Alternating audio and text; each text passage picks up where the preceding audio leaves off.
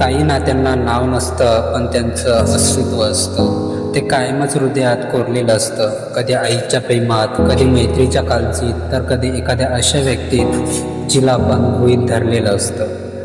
ती गेली, हो, ती निघून गेली आणि तेव्हाच समजलं की तिचं असणं हे किती खास होतं. तिचं सकाळी उठवणं, उशीर होतोय उठ लवकर म्हणणं, कपडे घाल, आवर, नाश्ता कर, वेळ निघून जाते, हे सगळं तेव्हा त्रासदायक वाटायचं. पण आज मोबाईलवर कितीही अलार्म लावले, तिच्या त्या प्रेमात ओरडण्यासारखा आवाज कुठेच नाही. ती माझ्यासाठी हट्ट करून साडी विकत घ्यायची.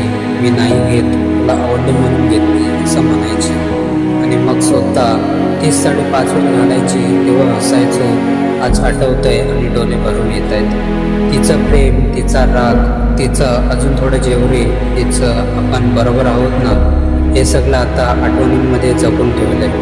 ती असताना फारसं लक्ष दिलं नाही. ती होती म्हणून घरासारखं वाटायचं. आज घरात सगळं आहे, पण ती नाही. ती गेली आणि लक्षात आलं की तिचं अस्तित्व हे नुसतं शरीर नव्हतं. ती एक आश्वासन होतं, एक आधार होता, एक नजरेतून समजणारा विश्वास होता.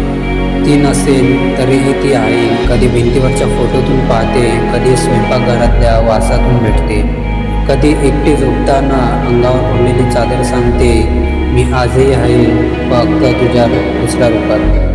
मित्रांनो, कधी कधी आपल्याला काही व्यक्तींचं महत्त्व त्यांच्या अनुपस्थित समजतं, पण तोपर्यंत उशीर झालेला असतो. त्यामुळे जोवर त्या आपल्या आयुष्यात आहेत, त्या प्रत्येकाला आई, बहीण, मैत्रीण, प्रियसी, बायको, प्रत्येक रूपाला तू खास आहेस हे वेळचे सांगा. कारण नात्यांना वेळ लागतो, पण आठवणींना क्षण पुरतात. ती गेल्यानंतरच कळतं की तिचं असणं खरंच खूप खास होतं.